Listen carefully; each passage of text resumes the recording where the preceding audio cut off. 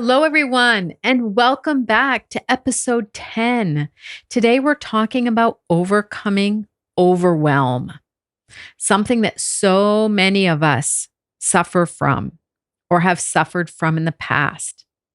And today, what I'd like to do is look at the reasons of overwhelm, and then we'll talk about some of the solutions that are both tactical and mindset related that you can implement. So let's look at the different sources of overwhelm. Firstly, it often comes from workload. We either have too much work or there are organizational issues. Maybe we've picked up work from some of our colleagues, but having that feeling of too much to do and too little time. The second reason so many people feel overwhelmed in life is because of relationship issues. They could have challenging relationships at work. So, whether that be with their boss, with a colleague, maybe somebody is trying to take their job from them. So, there can be many different circumstances there, but also it could be with your significant other, or with a parent or somebody else in the family.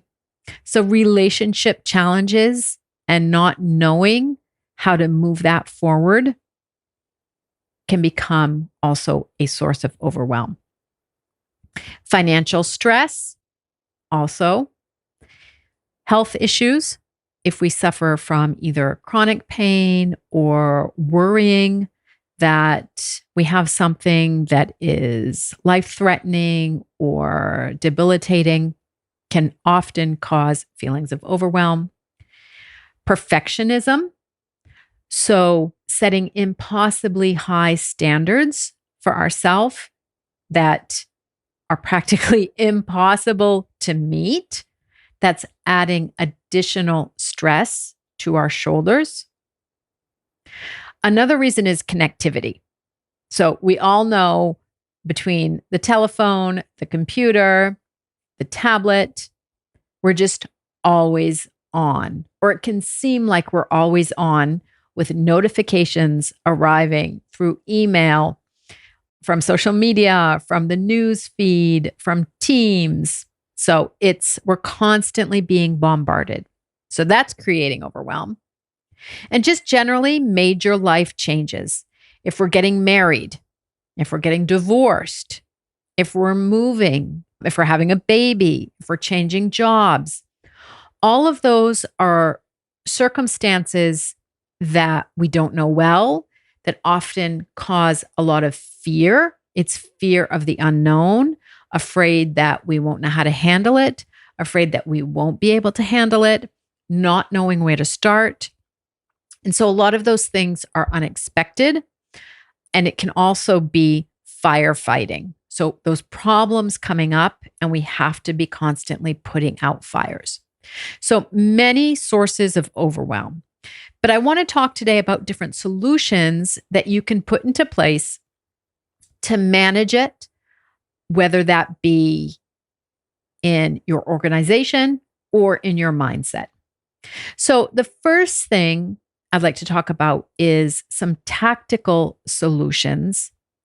And what I mean by tactical is things that you can do in your agenda or your calendar, your planning, your anticipation to, I would say, anticipate as much as you can so that you're not constantly being bombarded. It's often when all of the things that come on our plate are totally unexpected, that's when we have a feeling of overwhelm. But if we can anticipate even partly, then knowing what's coming up, knowing what needs to be done is going to help us alleviate some of that stress. So this is also something I talked about in episode 6. So you might want to go back and listen to that. But I just want to briefly run through the process of what you can do to better anticipate things so that they don't hit you like waves over and over and over again. So when you do your to-do list, I hope you do a weekly to-do list. I think it's a great practice. Go through it and look at what you can delegate to others, what you can delete off of the list, and things that you absolutely need to do. And on that to-do list, I suggest putting both personal and professional things, because this podcast is all about work-life balance. And so your personal life is a very important part of that balance. So look at your to-do list and then do, delegate, or delete. Another filter is seeing what is urgent and important, or urgent and not important. That is another filter that helps us prioritize what needs to be done and when. And the last thing is results-based scheduling. It increases our productivity when we actually schedule what we need to accomplish and not necessarily what we need to do. So instead of plan a party, what we need to accomplish is make a list of our guests, contact 3 caterers. So I don't want to go into a lot of detail. I have developed a free resource. If that interests you, you can download it. It will be in the show notes where you can download that. But I have developed a free guide that will take you through that whole process and help alleviate some of that stress. So please check that out. And so the second solution that I really wanted to spend more time on today is mindset, because we underestimate that we are actually often our own worst enemy, and we're adding stress on our plate that we don't need. And when I talk about mindset, again, I'm going back to how our brains are talking to ourselves, what it is telling you and what it is feeding you. Is your brain saying, I will never be able to finish? I have so much to do. I'm so busy. I don't know where to start. I'll never get this done. If you think those thoughts, of course you're going to feel overwhelmed. Those are not empowering thoughts. Those are thoughts that are keeping you ruminating. You're not taking action, and you're not starting to do anything because you're telling yourself, I don't know where to start.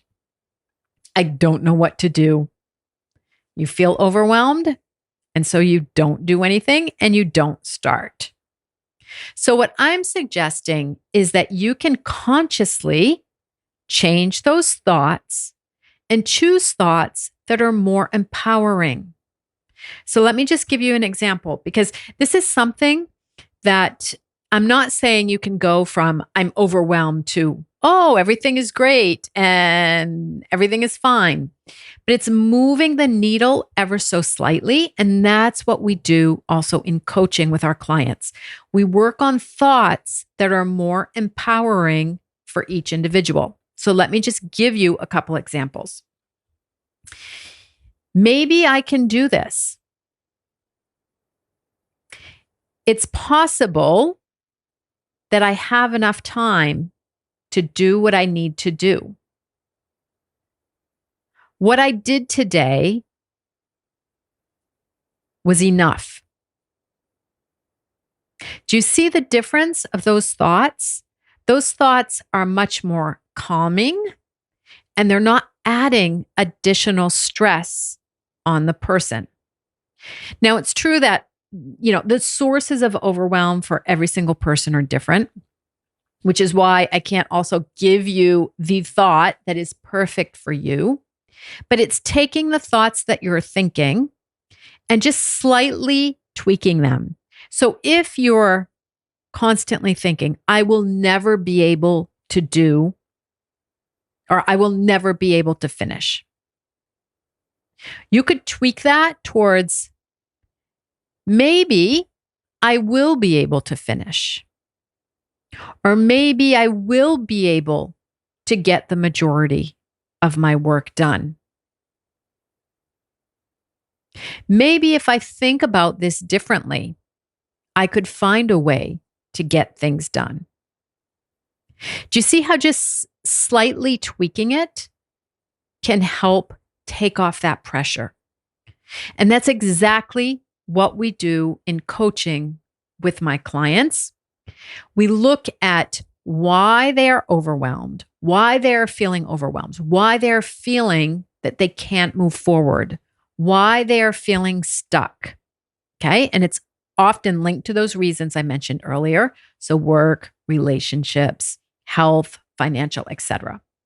We look at that. Then we look at the agenda and we look at their planning and we see what we can take off their plate and what we could possibly anticipate better. That in itself is a big step because taking things off our plate often causes a lot of guilt. So we work through that in coaching. And then we work on thoughts that are so much more empowering. The ones that are going to let you take action, that are going to motivate you to find solutions, that are going to allow you some self-compassion. And maybe you won't get everything done that you wanted to, but maybe that's fine, just the way that is. So I would encourage you to maybe download my guide that you can find in the show notes that will take you through the process of looking at your agenda and your to-do list. And at the same time, I would encourage you to do a thought download daily, look at your thoughts, see what they're telling you, and see if you can shift them ever so slightly so that they feel better, more empowering, and a lot less overwhelming. And if you do that daily, if you're looking at those thoughts and tweaking them ever so slightly, or if you're even noticing it when that thought is coming up, oh my gosh, I feel so overwhelmed. I have too much to do. When you notice it, that's a great first step. Then you can start tweaking it. And over time, I guarantee you that you will feel less overwhelmed and you will be getting a lot more done and you will be feeling much more productive with a lot less stress. Wishing you a fabulous day, a fabulous week, and we'll be back soon. Bye, ladies.